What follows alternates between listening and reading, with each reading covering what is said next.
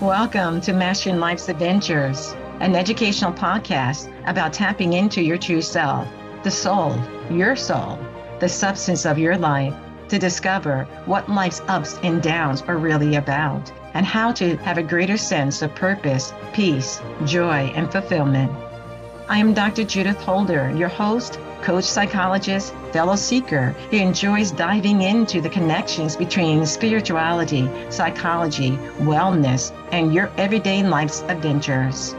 All preparing and polishing you like the facets of a magnificent diamond to be your best self. If you're craving more from your life, you are in the right place. Come, let's journey together and transforming what you know into who you really are. Mastering Life's Adventures begins now. Hi, I'm back to talk about another barrier and roadblock to soul progress. And this one is the imposition imposter. You probably heard of the imposter syndrome, which has been a buzzword for a good period of time now. It's feelings of insecurity or inadequacy, or even feeling fraudulent about one's abilities or accomplishments, despite maybe being very successful in what you do. You may be really successful with public speaking, or as a business person and being able to be a good negotiator, or even as a musician or an artist or a manager or a leader. You were successful in all the things that you have accomplished and done in those particular roles and industries, but something keeps on coming up in which you feel like the imposter. The imposter, that sense or that feeling, is an internal experience of self-doubt, of believing you're not quite on par with other people, that you may not be as competent as others that you perceive that are around you, that you get into this kind of ongoing, like revolving door of self-doubt about yourself and about your abilities and about how you speak and how you look or how you said something or how you handled that strategic meeting that you were involved in, and feeling as if you're an imposter. And other people are going to find out that you're really a fake, that you don't know what you're doing. It is estimated by researchers that 70% of people could be experiencing this at least one time in their lifetime, if not more, this sense of imposter. And it usually can happen in new situations that come up. When you get a promotion, for example, into a new role, you've done your other roles pretty well, and now this new role gets you kind of antsy, and you're not sure if you're going to be able to be successful or be able to have the fund of knowledge that you need, or be able to communicate as effectively as you were able to do in your previous roles that you have been involved with. It seems like this is something that happens with high achievers. People who are really focused on doing their best, achieving their best, and it really comes out as this often feeling of, I'm not going to do it right, as I said earlier, or feelings of inadequacy, or I'm the phony one here. Everyone else is authentic. And it's based upon your perceptions, based upon your past history, based upon your family history, what communications have been said to you when you're growing up about your abilities and your ability to communicate well or think things through in a logical and systematic way. It can come from many different sources that this is kind of placed in you. And this underlying fear of being caught or being discovered in some ways, especially when you're in a new position, I was just saying earlier, especially at work and work roles, or even as a new mom or dad, and having an infant, whether you're going to do it right or what are people going to say about how you're disciplining your child and On and on and on and on. So it can really happen in many different realms that we can begin to have this sense or have continued to have this sense of the imposter. And what happens is because of that level of self-doubt that we have, and I'm just talking about the imposter right now, and I'll get to talk about the imposition in a minute. Since the imposter is such a issue, and we know, as I said earlier, 70% of people can have at least one time in their life a sense of the imposter, we need to tackle this because it really is a roadblock to the soul's evolution and growth and what it needs to help it move forward in this living of life. So getting back to imposter. This may mean that you work even harder at work and maybe even being overly prepared because you want to make sure you dot your I's and cross your T's. And it puts a tremendous amount of pressure on yourself to make sure that no one's going to discover that you really don't know what you're doing, that you're kind of in this fakehood, and that's you're faking in this fakehood that you're living in. They're going to somehow drive through and find you there. Being a fraud, not being capable to do the duties or the responsibilities or being what is being asked of you. Even when you were successful with the project that you did at work, you linked your success to luck. You linked your success to luck. Oh, that just kind of happened that way. Not that the effort, the time, and the energy you put into something, but no, it just happened, that way. And so what happens, though, is when you have like minor errors to the overall success of something that you've done, these minor errors reinforce your lack of ability. It's as if you put your attention there. And remember I said way back in one of the beginning episodes, where you put your attention is where your experience will be? Well, this is an example of how these minor errors, putting the attentions to those a couple of things that could have been done maybe in a different way, but on the overall, the project or the task that was asked for you to do, you did exceptionally well in. So as this is reinforcing the lack of your ability to do something, it may fuel your anxiety and worthiness. And when we get more angst and we get more worried, we may also lead to more errors too, which then fuels the imposter qualities that we're feeling about ourselves in this new role.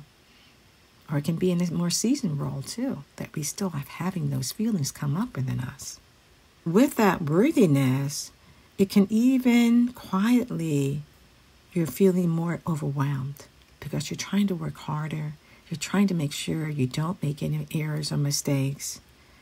And it gets into this buzzing that goes on for you. And it may even affect your sleep sometimes because you're thinking about how can I do it better? Or what can I do next? And how can I do that next?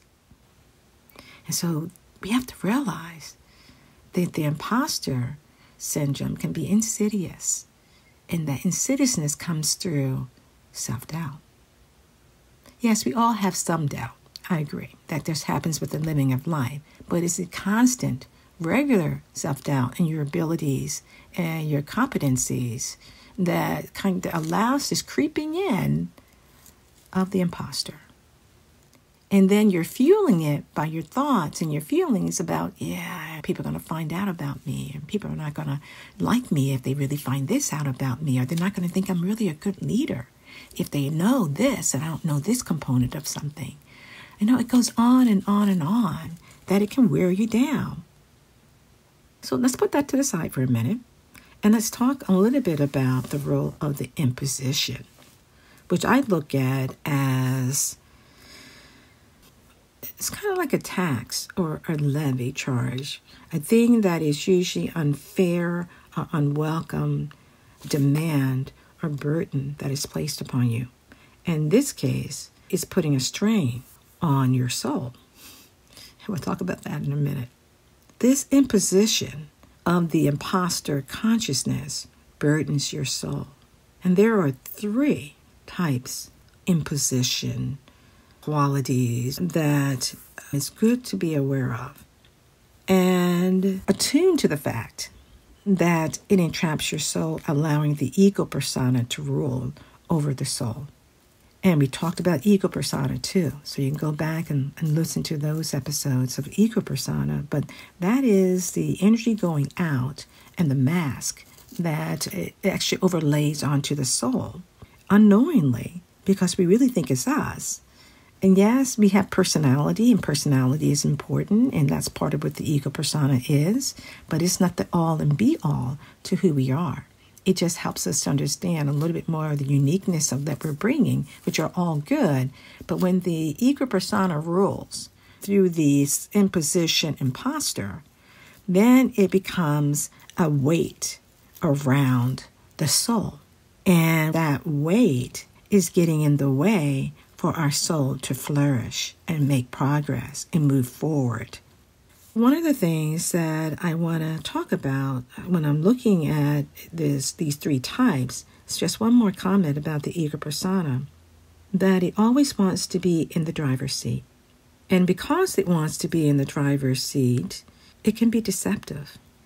And it will do what it needs to do to stay in the driver's seat, driving who you are. And therefore, if you're in the driver's seat, it means that your soul is in the back seat. And in fact, it's taken over the role of who should really be driving that car, and that high-powered car, which should be your soul. So with that being said, the sense of imposition posture, and we're going to be talking about the three qualities. I'm just thinking about other things that I want to make sure I say before I move there. I would like to just say that the sense of never achieving and being enough is the quality that is the problem, because you're more than enough. Your soul is fabulous, wonderfully made in the image and likeness of God. But what happens is the ego persona is always comparing to others, what others are doing, what others are not doing. And so it also ties into how they actually unite in terms of the ego persona and the imposition imposter come together to create what I call three types of imposition imposter. The first one is what I call natural talent, but it's missing discipline. And the natural talent, this person throughout their life picks up on new skills with no effort. And therefore, they're able just to kind of gain the mastery over a particular subject matter, whatever they put their attention to in the first try. And they're able to do that on the first try, then things become really easy for them. And when things become hard and they're not able to do it on the first try, then it crushes them. And then they start to struggle and doubt. And we move into the imposter. Because I didn't do it right on the first time. So there must be something the matter with me, right? Not sure if that's right. But the second type is the idealistic perfectionist.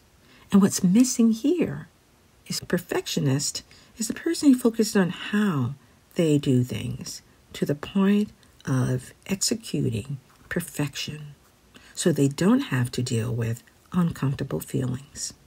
Hence, when it's not done perfectly, which is idealistic perfectionist, then we have to realize they don't look at the hard work they put in their achieving something, but instead, the small mistakes become self-critical mistakes and also may result in them feeling shameful.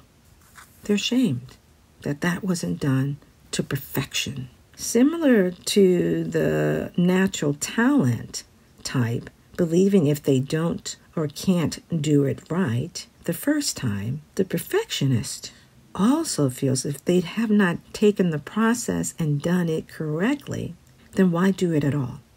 And it may move them into avoiding new things. So the idealistic perfectionist is like, if I can't do it right, similar to this quality of the natural talent, if I can't do it right, because I thought about the process, I know how it needs to be done, I visualized it in my mind, I need to do A, B, C, and D, And if something doesn't go as they envision it to go, and it doesn't quite turn out the same way that they had wanted it to turn out, then what it results in is they avoid new things. They avoid maybe taking on something, or they don't stretch themselves at all if they don't think they can do it perfectly. Now, I've been talking about each of these types, and I'll be talking about in a little bit what may be missing. For the natural talent, what's missing there is discipline. For the idealistic perfectionist, what's missing is flexibility. Now, the third type that I want to talk about is that proficient expert. And what's missing here is grace. This type is focused on learning everything one has to learn on the topic or subject matter before they can be feeling that they're being successful in the work that they're doing. And so they're always in pursuit of the quest for more knowledge, more knowledge, more knowledge. It can never be enough. It's like the never-ending story of wanting to have more information to feel more comfortable in their knowledge. Even though they are highly skilled, they've been doing the particular work, an expert area, for decades. They underrate and value their expertise. Still not enough. There's one thing to have a natural desire in pursuit of more knowledge in terms of learning, but it's also what this particular type does not or has difficult doing is acknowledging the wealth of information that they already have. They feel, basically, that they should have all the answers and consider all the possibilities. And if they're not doing that, then they're a fraud. Yep. If they're not doing that, they don't have all the answers, they don't have all the knowledge at their fingertips, then they're a fraud. Gets back to another quality of imposition, imposter. And so this may happen when they're at work, for example, and they're asked a question and they freeze because they don't quite know what the answer is. Or when they're on the witness stand and someone throws them a curveball and they're the expert and they don't have the answer and they feel guilty. Or when a person comes to them that is maybe a direct report and asking them to give them more information on a particular area that is their area of expertise, and they don't quite know all the answers to that, then they get frustrated, which may visually show on their face or on their body language that they're dissatisfied, that they did not have the answer. And what may be going on internally within them is, they're going to find out that I'm an imposter. I'm a fraud. I don't know what I'm talking about. It gets into this kind of revolving door of self-doubt, self-doubt, self-doubt. With that in mind, and these three types that I just finished talking about, it really can boil down to never quite being good enough, knowing enough. And you heard me add, as I mentioned, to each of these three types, to this imposition, imposter states of consciousness, missing qualities that are so important to move from this imposition, imposter / what I've been calling the ego persona of interacting in the world, to looking at discipline, flexibility, and grace. They are all add to transforming this state of consciousness of the imposition imposter to unloose the stranglehold they have on the soul growth. They help you be able to do that with these three types of qualities of the imposter, be it natural talent, the idealistic perfectionist, the proficient expert. They each are devoid. They don't have the qualities at the level of which the soul needs it to be. These qualities of discipline, flexibility, and grace. The soul has a destination on the path of the living of life. And that is to kind of reunite with the Creator, with God, the mighty I Am Presence, the Atman.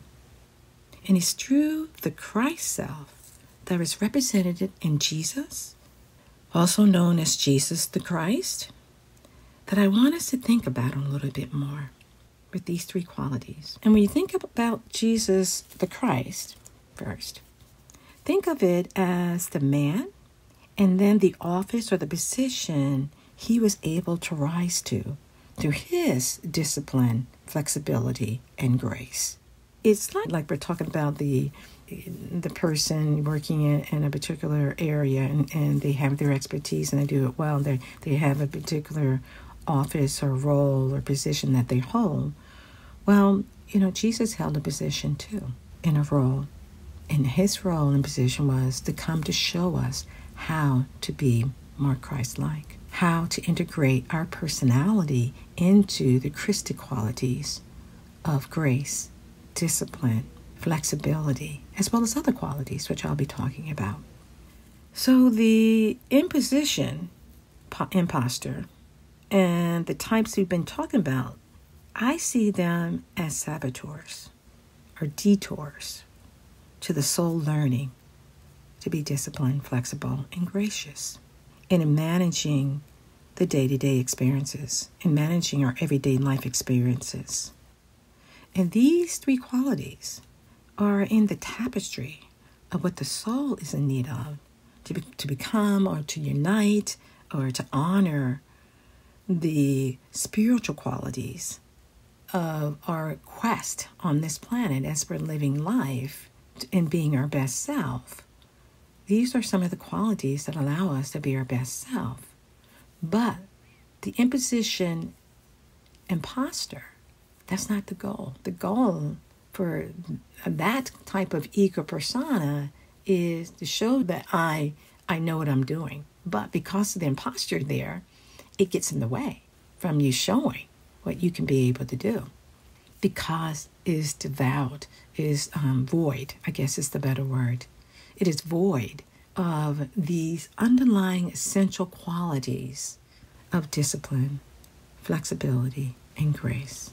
And we're going to talk about it from the perspective of soul evolution and why these qualities, under the auspices of the Christ, become so paramount and allow you to have more clarity of why we make certain choices and why we become more aware of when the imposter is coming up that does not need to be there because we've disciplined our ego to not need the glory all the time. But what you're doing is you're doing things in the right frame of mind to the glory of God, the glory of his presence in your life and in the presence of other people's lives as well. Your service, your giving of yourself, because it is helping others as you're helping yourself. It ultimately helps your soul in its evolution and growth. I would like to kind of put a pause here and say, stay tuned.